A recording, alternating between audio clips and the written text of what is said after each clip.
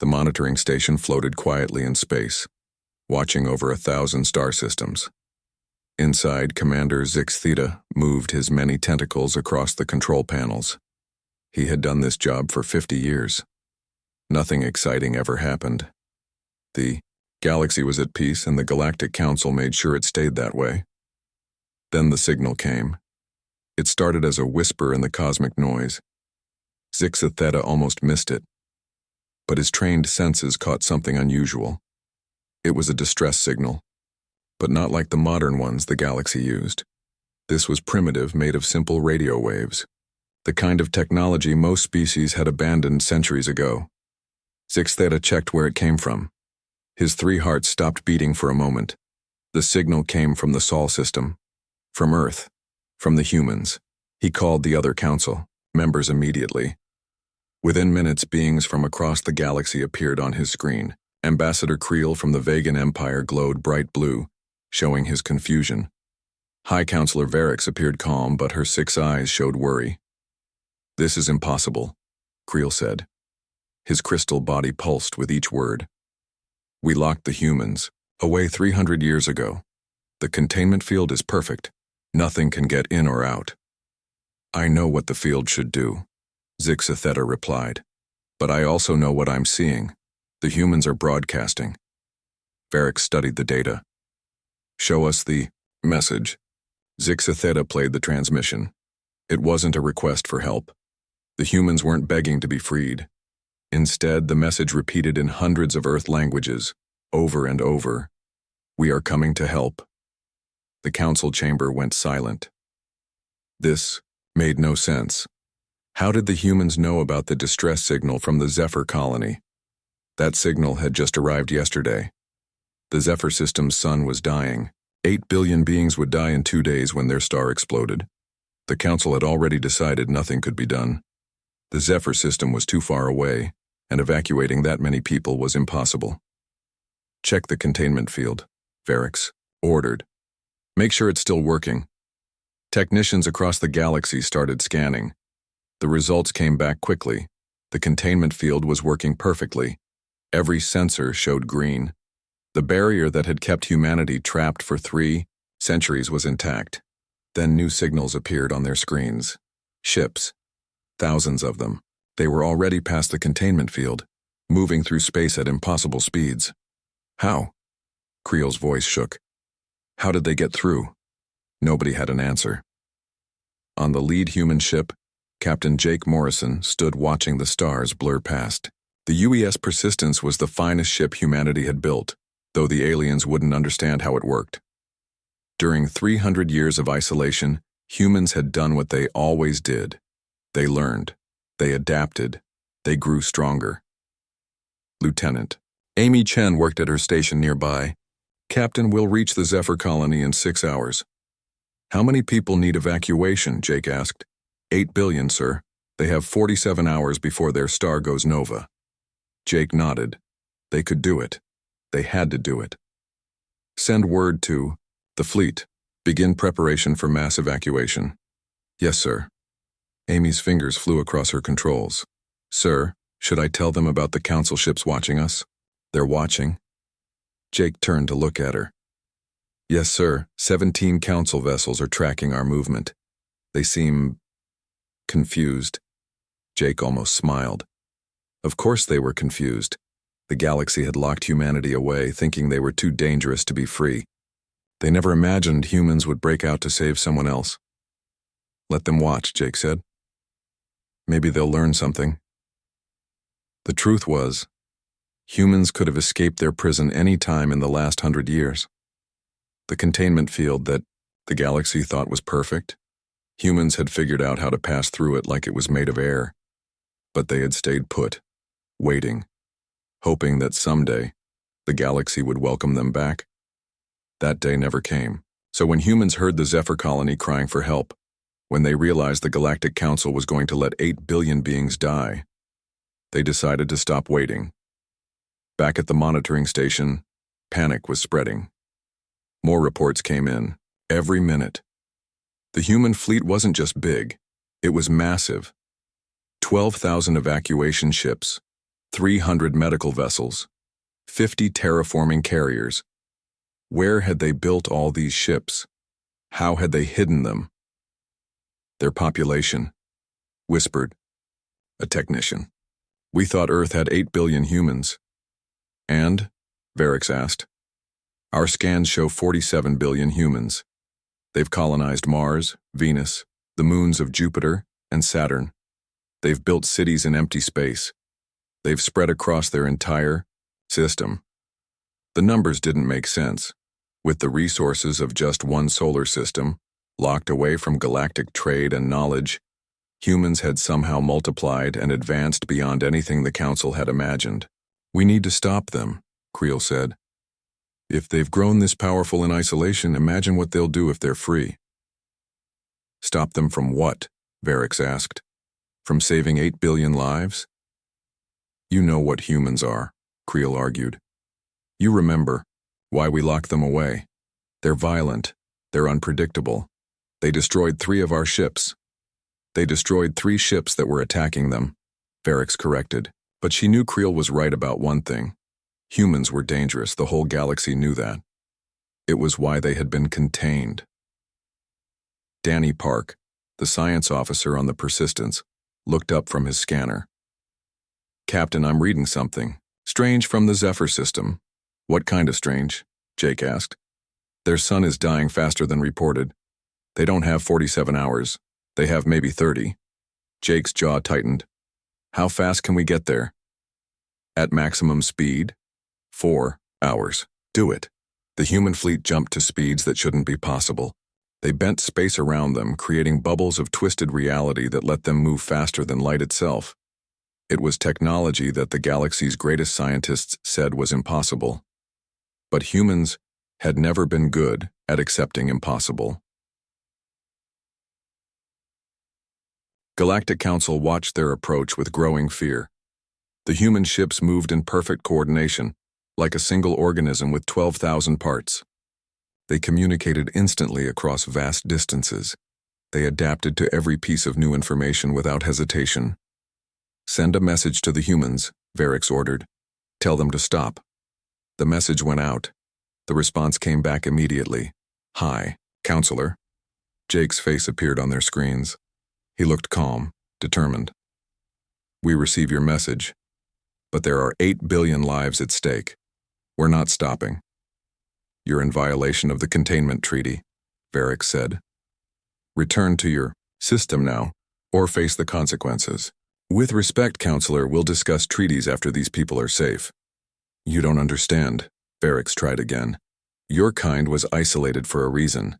The galaxy fears you. Jake's expression softened slightly. We know. We've known for 300 years. We heard your speeches about how dangerous we are. We listened to your fears. But right now, the Zephyr colony is about to die. They sent a distress signal. They begged for help. And you decided to let them die. He paused, letting his words sink in. We know what it's like to call for help and hear nothing back, Jake continued. We know what it's like to be alone, to be afraid, to face death while others watch and do nothing. We won't let that happen to anyone else. Not while we can stop it. The transmission ended. The human fleet continued its impossible journey toward the dying star and the 8 billion souls crying out for salvation. The galaxy watched, terrified not by what the humans might destroy, but by what they might save. The human fleet dropped out of hyperspace at the edge of the Zephyr system like thunder-breaking silence. One moment, empty space. The next, 12,000 ships arranged in perfect formation, their hulls gleaming with energy that made nearby space ripple. On every council ship, alarms screamed. The sensors couldn't make sense of what they were seeing. The human vessels didn't match any known design. They were too large, too fast, and they generated energy signatures that should have torn them apart. Ambassador Creel watched from his command ship, his crystalline form flickering with fear. Run deep scans. I want to know everything about those ships. The results made no sense. The human ships weren't using fusion reactors or antimatter drives like the rest of the galaxy. They were powered by something else, something that bent the laws of physics into new shapes. Each ship generated more power than a small star. Impossible, Creel muttered. They were locked away with primitive technology. Chemical rockets and nuclear weapons. How did they build this? The answer was simple, though the Council wouldn't understand it yet. Humans had done what they always did when faced with impossible odds. They got creative. They looked at the containment field that trapped them and asked not, how do we break it, but what can we learn from it? Every barrier the galaxy had put in place became a lesson. Every restriction became inspiration. Captain Jake Morrison stood on the bridge of the Persistence, watching the Zephyr colony come into view. The planet was beautiful, covered in silver cities and blue oceans. But the star above it was dying, swelling with red fury as its core collapsed. Amy, give me a full report, Jake ordered. Lieutenant Amy Chen pulled up the data. The star will go nova in 28 hours. The Zephyrians have no ships capable of evacuation. Their technology is advanced, but they never developed large-scale space travel. Population distribution? 4 billion in the northern continent, 3 billion in the southern, and 1 billion scattered across island nations. Jake studied the map. 8 billion people to move in 28 hours. The Council said it was impossible. But humans had a different relationship with impossible. Deploy the fleet, Jake commanded. Pattern 7. The human ships spread out, like a flower blooming in space. They moved with grace that seemed almost alive, each ship knowing exactly where to go without being told. This was the result of the neural network protocol, technology humans had developed by linking their minds together through quantum computers. Not a hive mind, but something more like a perfect orchestra, each person playing their own part while aware of the whole. Danny Park monitored the Zephyr communications. Captain, the Zephyrians are panicking. They think we're invading. Open a channel to their leadership, Jake said. A face appeared on the screen. Leader Primus Keeler of the Zephyr colony stared at Jake with 4 eyes filled with terror. Who are you? What do you want? My name is Captain Jake Morrison. We're humans. We're here to evacuate your people. Humans? Keeler's voice cracked. But you're contained. The Council said. The Council was wrong about many things, Jake interrupted gently. Right now, none of that matters. Your star is dying. We have ships to save your people. Will you let us help? Keeler looked confused. In the galaxy, species didn't just help each other. Everything had a price. What do you want in return? Nothing, Jake said. We just want your people to live. Before Keeler could respond, the evacuation began. Human ships descended through the atmosphere like metal angels. They were massive, each one the size of a city, but they moved with the grace of dancers. They landed in populated areas without damaging a single building. Then the doors opened, and humans came out. The galaxy had imagined humans as monsters. The story said they were giant warriors, bred for violence, built for destruction.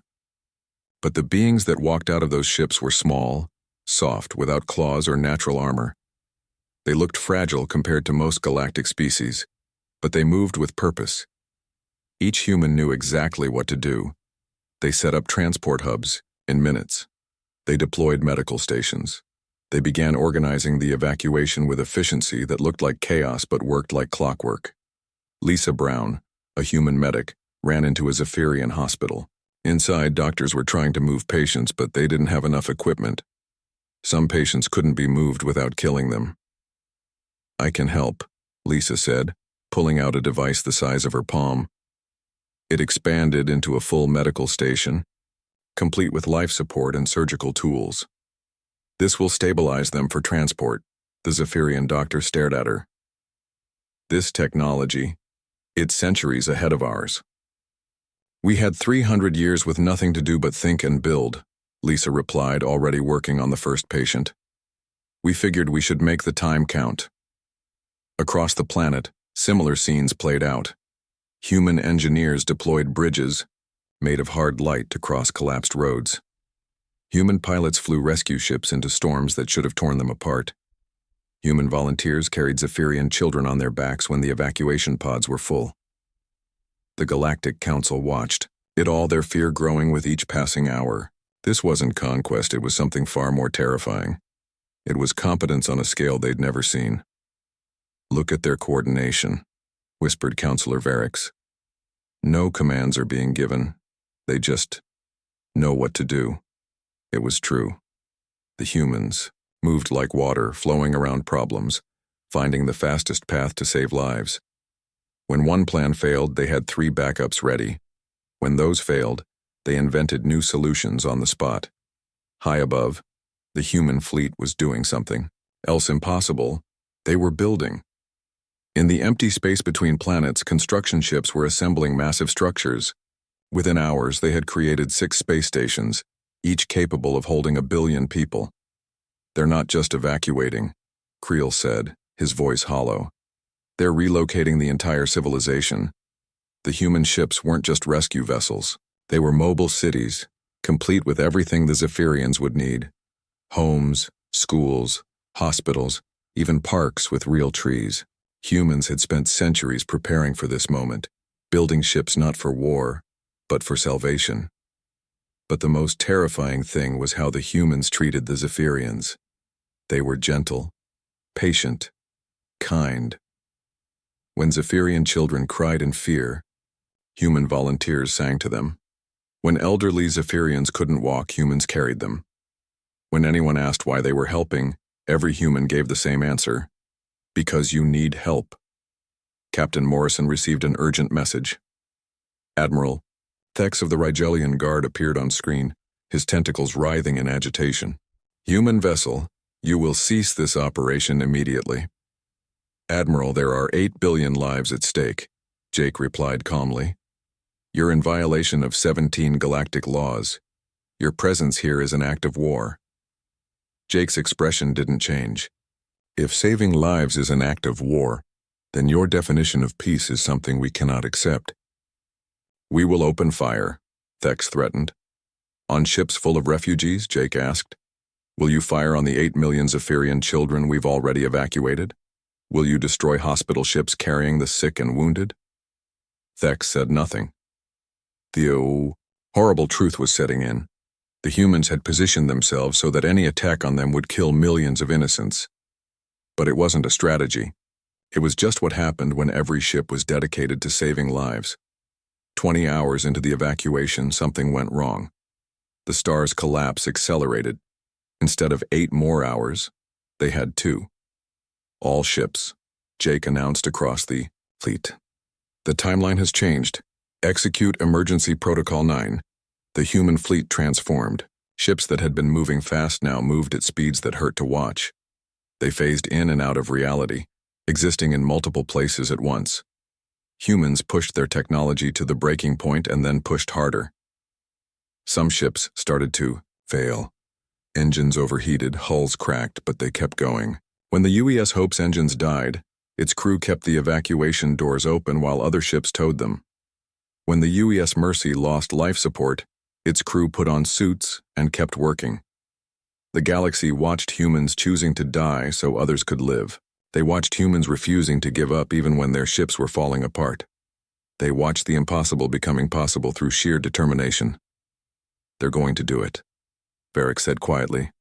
"They're actually going to save them all." And in that moment, the galaxy's fear changed. They were no longer afraid of what humans might destroy. They were afraid of what humanity's existence said about them. If humans could do this, locked away for 3 centuries, working with limited resources, what excuse did the rest of the galaxy have for letting civilizations die? High Counselor Varric stood in the ancient archive beneath the Galactic Council chambers. These rooms hadn't been opened in 200 years. Dust floated in the air like tiny stars, and the light panels flickered with age. She moved through the rows of data crystals searching for records from 3 centuries ago. The human evacuation of Zephyr was almost complete.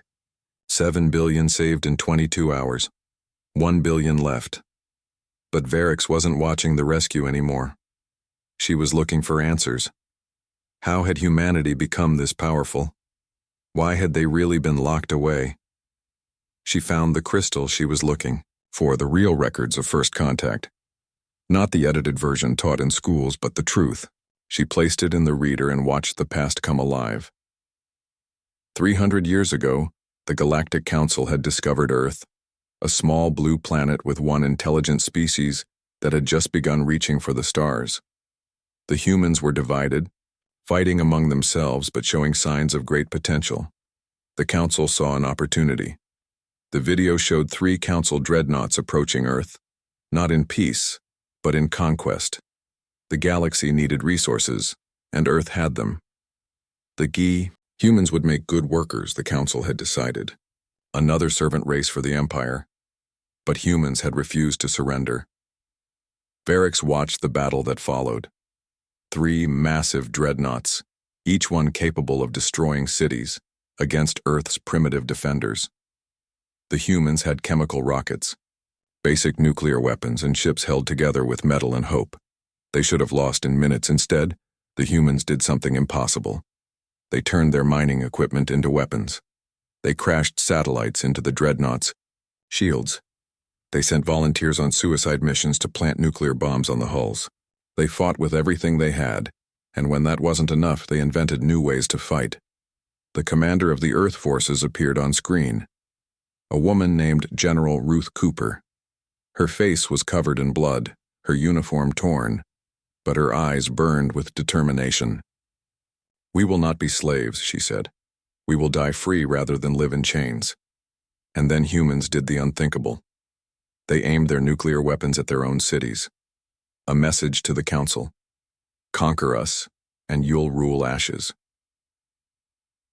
The Council ships retreated, not because they couldn't win, but because the cost would be too high. Earth would be worthless if the humans destroyed it rather than surrender. But the Council couldn't admit they had failed to conquer a primitive species. So they lied. They told the galaxy that humans had attacked first, that they were savage, unreasonable, too dangerous to be allowed freedom. The containment field was built and humanity was locked away. Varix turned off the recording, her 6 eyes wet with shame. The galaxy hadn't protected itself from monsters. It had imprisoned victims who had refused to become slaves. Meanwhile, on the Persistence, Captain Jake Morrison was coordinating the final phase of the evacuation.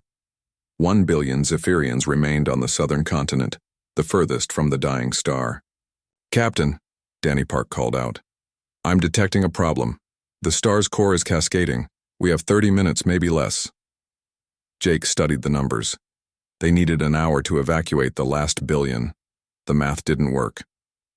"Can we stabilize the star?" "Not with our current position," Danny replied. "We'd need to get closer, inside the radiation zone. Any ship that goes in won't come back." Jake was quiet for a moment. Then he stood. "Prepare my shuttle."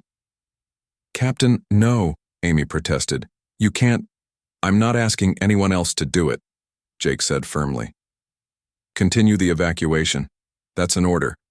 But before he could leave, another voice came over the communication system. "Captain Morrison, this is Captain Sam Taylor of the UES Phoenix. My crew and I are already moving into position." Jake looked at the screen. The Phoenix was accelerating toward the star. "Sam, get back here, that's an order." "Sorry, Captain. Bad connection. Can't hear you." Sam's voice was calm, almost cheerful. "Besides, my ship's the oldest in the fleet. She's tired. Let her go out doing something that matters." The Phoenix plunged into the radiation zone. The heat was so intense that the hull started glowing white. Inside, Sam and his crew of 300 worked frantically, using their ship's quantum core to create a dampening field around the star. They couldn't stop the nova, but they could slow it down. Buy precious time. The Phoenix's hull began to melt. Systems failed one by one. But Sam kept transmitting data, kept adjusting the field, kept fighting for every second. "It's been an honor," Sam said as the Phoenix finally broke apart. "Save them all." The sacrifice of the Phoenix gave them the time they needed. The last billion Zephyrians were evacuated with minutes to spare. As the human fleet pulled away, the star finally died, exploding in a burst of light that would be visible across the galaxy. On the Council command ship, Ambassador Creel watched the humans gathering their fleet. Several ships were damaged. One was gone, but they had done it, 8 billion lives saved. They lost people, Creel said, confused. They lost a ship, for strangers, for people they'd never met. Yes, Varix replied quietly. She had returned, from the archives, the weight of truth heavy on her shoulders. They did. Why? Varix pulled up the real history she had discovered. She showed the council the truth about first contact. The room fell silent as they watched their ancestors try to enslave humanity, watched humans fight back, watched the lies that followed. We told ourselves they were dangerous, Varix said, and we were right, but not in the way we thought. They're dangerous to tyranny, dangerous to indifference, dangerous to the comfortable lies we tell ourselves. On the evacuation ship Haven, a young Zephyrian named Keelik sat with his family. They had lost their home, their world, everything they had known. But they were alive. Around them, humans worked tirelessly, providing food, medical care, comfort. Keelix approached one of the humans, a young man named Kevin White, who was handing out blankets. Why? Keelix asked. Why save us? Kevin stopped what he was doing and knelt down to be at eye level with the young Zephyrian. You want to know a secret? He said. Humans are scared all the time. We're small, we're weak, we die easily. The universe is big and dangerous and doesn't care about us. Then why help? Because of that fear, Kevin explained. We know what it's like to be helpless, to face something bigger than ourselves. So when we got strong enough to help, we promised we would. Every human knows this. It's what makes us human. Kevin went back to handing out blankets, leaving Keelix to think. Around him, he saw humans who had been working for over 20 hours without rest. He saw humans sharing their own food when supplies ran low. He saw humans holding Zephyrian children who cried for their lost homes. The Galactic Council called an emergency session. Every member species was present, watching as Varix presented the truth about humanity. The real first contact records, the evidence of humanity's true nature. For 300 years, we've told ourselves we were protecting the galaxy from dangerous humans, Varix said. But look at what they've done. Locked away, isolated, they developed technology we said was impossible. They grew from 8 billion to 47 billion. They built fleets of rescue ships, not warships. They're still dangerous, Creel argued, but his voice was weak. Yes, agreed Varix. They're dangerous to the status quo. They're dangerous to our complacency. They're proof that we could be better, but choose not to be. She pulled up images from the evacuation. Humans carrying Zephyrian, elderly. Humans protecting Zephyrian children. The Phoenix diving into the star to buy more time. They had every reason to hate us, Varix continued. We imprisoned them, lied about them, feared them. But when they heard strangers crying for help, they came anyway. They lost people to save, those who would have let them rot in isolation. What are you suggesting? Asked another counselor. I'm suggesting we admit the truth, that we were wrong, that we've been wrong for 3 centuries. Back with the human fleet, Jake received a message from Earth. President Carol Washington appeared on his screen. Jake, the Council is demanding you return to Sol System immediately. We're not done, Jake replied. The Zephyrians need homes. We're taking them to the colonies we prepared in the Vega sector. You prepared colonies? Carol looked surprised. We've been preparing for 200 years, Jake admitted. Building homes for refugees we hoped we'd someday be allowed to save. Empty cities waiting for people who needed them. Carol smiled sadly. You knew this day would come? We hoped, Jake corrected. We hoped someday the galaxy would let us help. When they didn't, we decided to help anyway. The Council won't like it. Then they can stop us, Jake said, but they'll have to fire on ships full of refugees to do it. The human fleet moved toward the Vega sector, carrying 8 billion Zephyrians to new homes. Behind them, the Council fleet followed, unsure what to do. They couldn't attack ships full of innocents, but they couldn't let humans operate freely either. The galaxy watched, holding its breath. 300 years of fear and lies had led to this moment. Humanity was free, and with their freedom, they had chosen to save rather than conquer. To heal rather than destroy. The question now was whether the galaxy could accept what that meant. That the monsters they had feared were actually the heroes they had needed all along. 700,000 warships surrounded the human fleet, the largest military force ever assembled in galactic history, representing every major power in the Council. Their weapons were charged, shields at maximum, ready for the battle that would decide the fate of humanity. Admiral Thex of the Rigelian Guard commanded from his flagship, the Dominator. His tentacles moved across the command console as he opened a channel to the human fleet. Human vessels, you will power down your engines and prepare to be escorted back to the Sol system. This is your only warning. The human fleet had grown, smaller after the evacuation. 12,000 had become 11,000. With many ships damaged from pushing past their limits, they carried 8 billion Zephyrian refugees in their holds, families who had nowhere else to go. Captain Jake Morrison stood on the bridge of the Persistence. His crew waited for orders. Amy Chen had her hand over the weapons console. Danny Park monitored the Council fleet's positions. They could fight. The humans had weapons that would shock the galaxy, but that wasn't why they had come. Open all channels, Jake ordered. Audio and visual, let everyone hear this. The communication systems activated, not just ship to ship, but broadcasting to every inhabited world within 1,000 light-years. Billions of beings across the galaxy would witness what happened next. Admiral Thex, Jake began, his voice calm. We carry 8 billion refugees. Children, elderly, sick, and wounded. Are you prepared to fire on them? You are using them as shields, Thex replied. Release them to us, and return to your containment. They're not shields, Jake said. They're the reason we're here. And we're taking them to their new homes. You have no authority to relocate an entire species. We have something better than authority, Jake replied. We have empty cities we built for them. Food we grew for them. Homes we prepared for them. We spent 2 centuries getting ready to help people we'd never met. Because we knew someday, someone would need help. Then Jake did something unexpected. He turned off the Persistence's shields.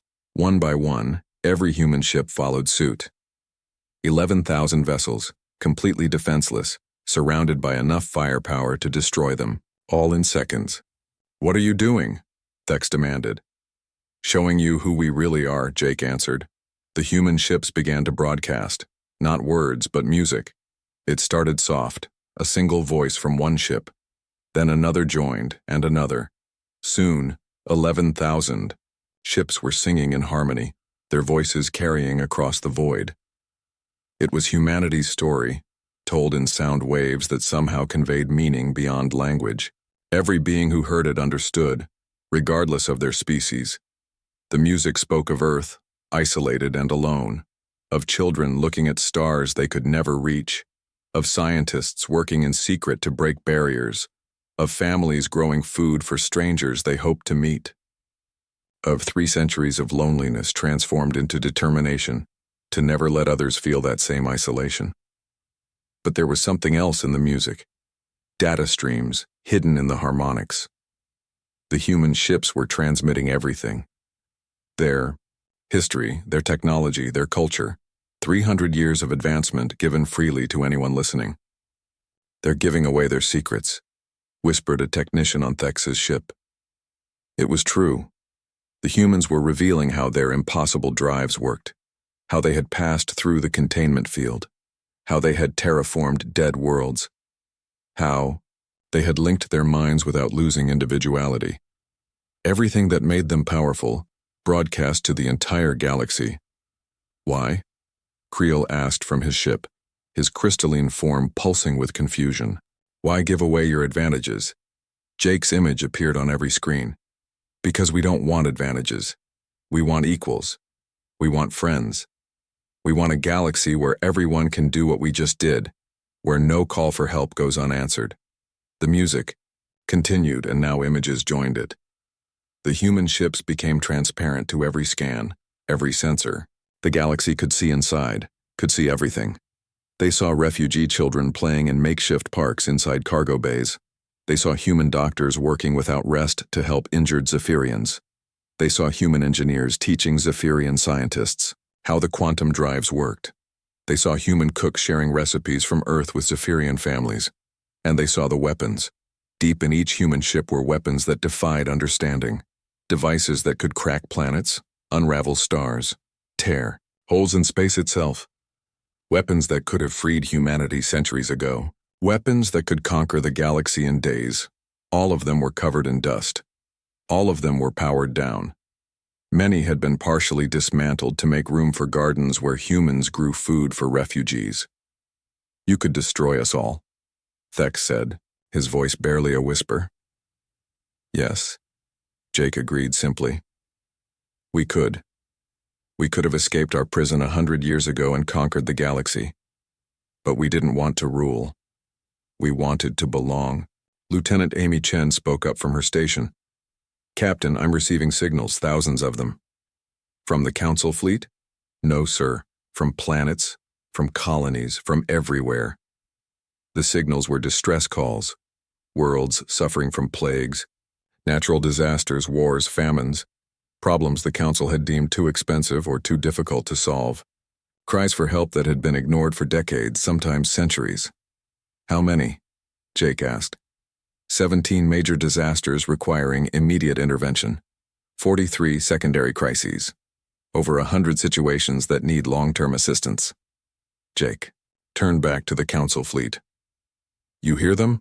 All those voices crying for help? We do. We've been listening for 300 years, unable to answer. But we can answer now. You can't simply decide to intervene across the galaxy, Varric said, her image appearing alongside Thex's. Watch us, Jake replied. Then, to his fleet. All ships, prepare for dispersal pattern. We have work to do. The human fleet began to split, apart. Groups of ships aligned toward different distress signals, but before they could move, Admiral Thex gave an order. All Council vessels, target the human ships, prepare to fire. The galaxy held its breath. 700,000 weapons locked onto 11,000 defenseless ships full of refugees. But then something unexpected happened. One of Thex's own ships, a Rigelian cruiser, moved between the weapons and the humans. Captain Velix, what are you doing? Thex demanded. The right thing, Admiral, came the reply. I won't fire on ships full of refugees. I won't be part of stopping the only people willing to help the helpless. Another Council ship moved to protect the humans. Then another, then dozens, then hundreds. This is mutiny, Thex said. No, said Velix. This is conscience. The human. Ships continued their song, their harmony now joined by new voices. Zephyrian refugees began singing their own stories, adding to the music. Their tale of facing extinction, of calling for help, of humans answering when no one else would. Kevin, White, the young human who had been handing out blankets, stood next to a Zephyrian family. The youngest child, barely old enough to understand what was happening, reached up and took his hand. The gesture was broadcast across the galaxy. A small hand holding a human hand. Trust despite fear. Hope despite loss. High Counselor Varric made a decision.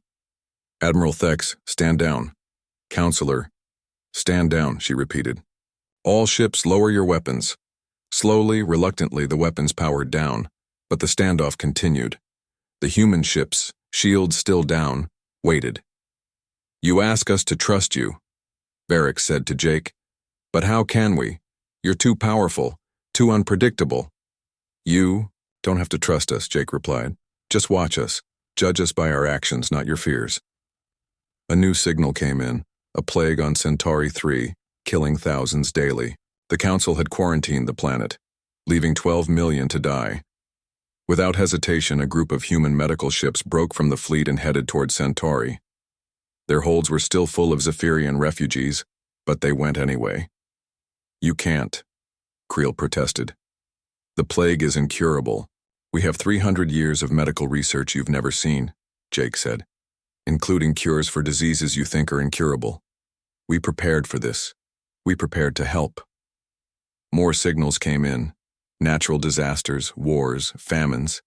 Each time, human ships responded. They didn't ask for permission, they didn't negotiate. They just went to help.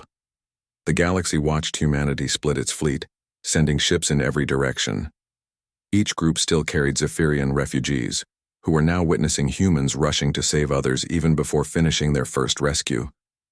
"This is what terrifies you," Jake said to the council.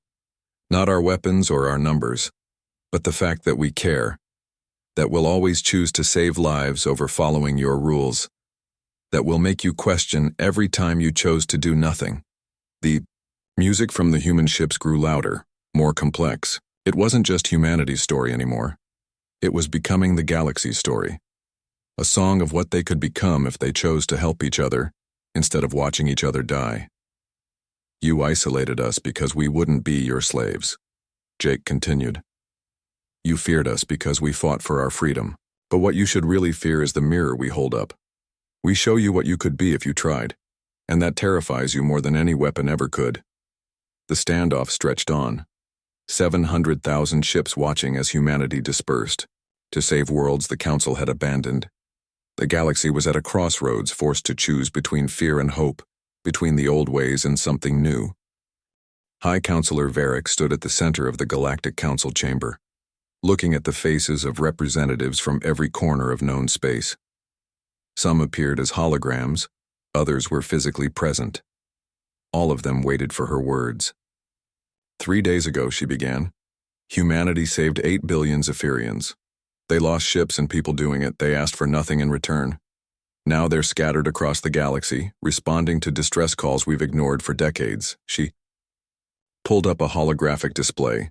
Red dots marked disasters across the galaxy. Blue dots showed human ships responding. There were so many blue dots now, spreading like hope across the stars.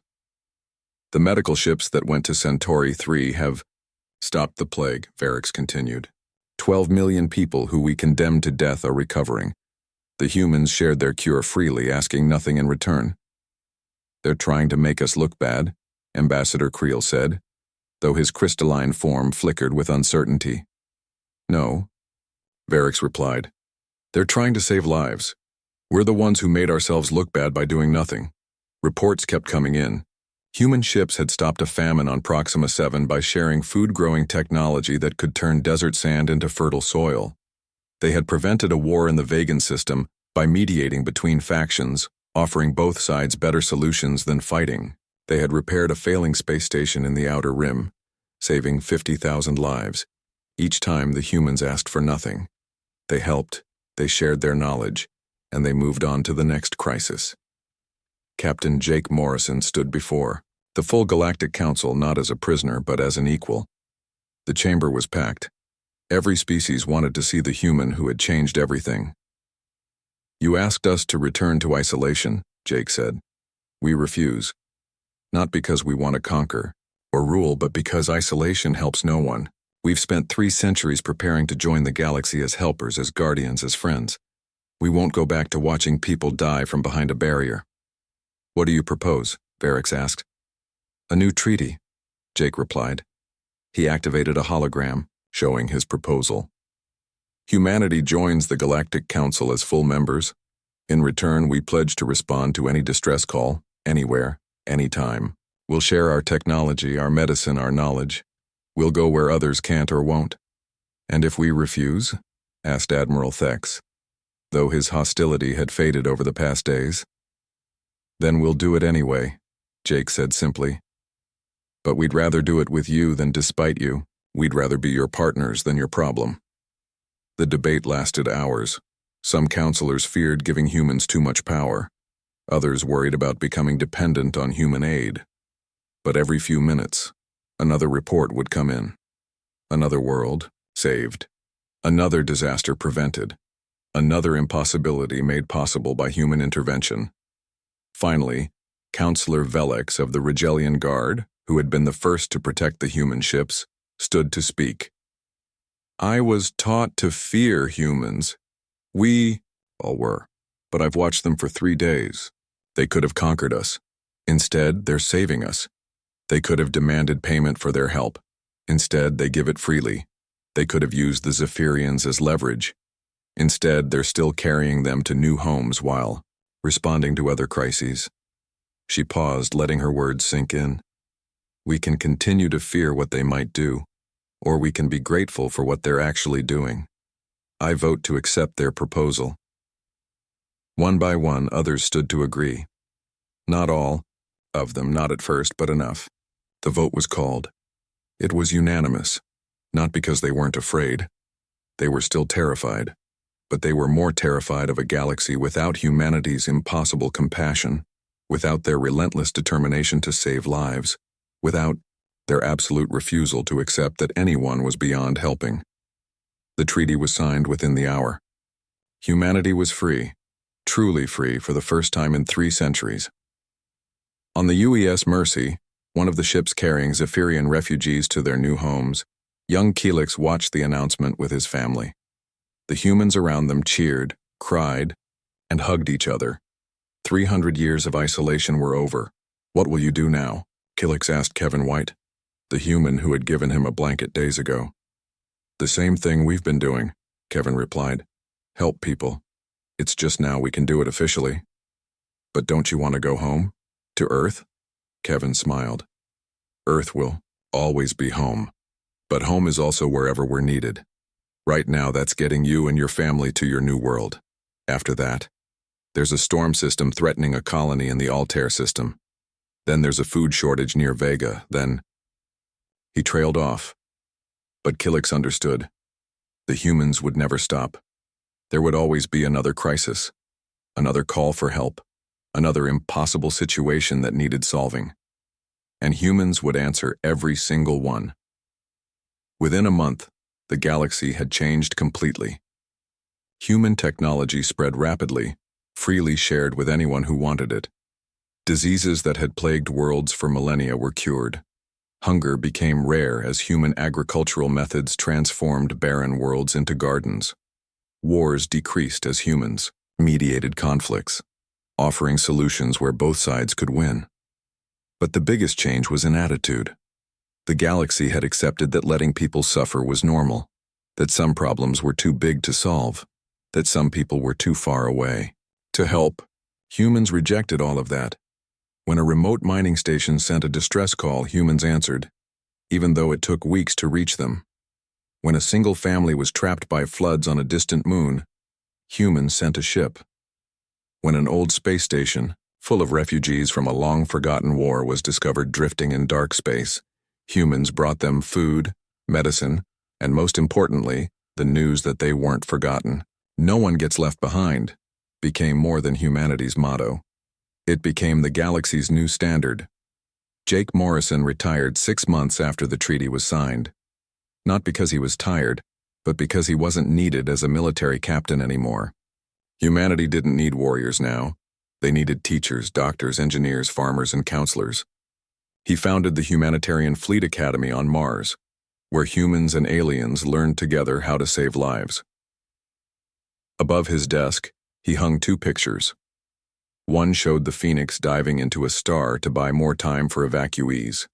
The other showed a Zephyrian, child holding Kevin White's hand. Sacrifice and trust. The 2 things that had changed the galaxy. President Carol Washington gave a speech on the 1-year anniversary of humanity's freedom. She stood before a crowd of millions, both human and alien, on Earth, the world that had been a prison and was now a beacon. We spent 300 years asking ourselves why we were isolated, she said. We spent 300 years preparing for the day we could help. We spent 300 years turning our fear and loneliness into strength and purpose. She paused, looking at the mixed crowd.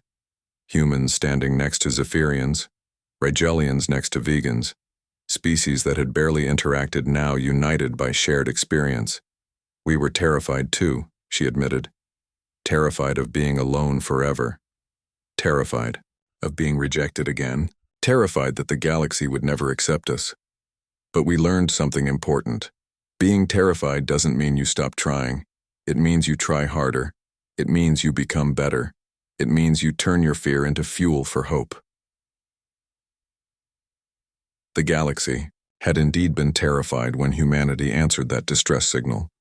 They had been terrified of human weapons, human numbers, human determination. But mostly, they had been terrified of what humanity represented. the proof that they could be better, the evidence that choosing to help was always possible, the mirror that showed them their own failures. 5 years later, a young Galactic Council member from a newly discovered species asked Varix about the humans. Why do the historical records say the galaxy was terrified when they answered the Idai Zephyr distress call? Varix, older now but wiser, smiled. Because they showed us who we really were, and who we could become. There's nothing more terrifying than discovering you've been capable of being better all along. Humans didn't conquer us with weapons. They conquered us by example. They made us ashamed of our apathy and inspired to be more.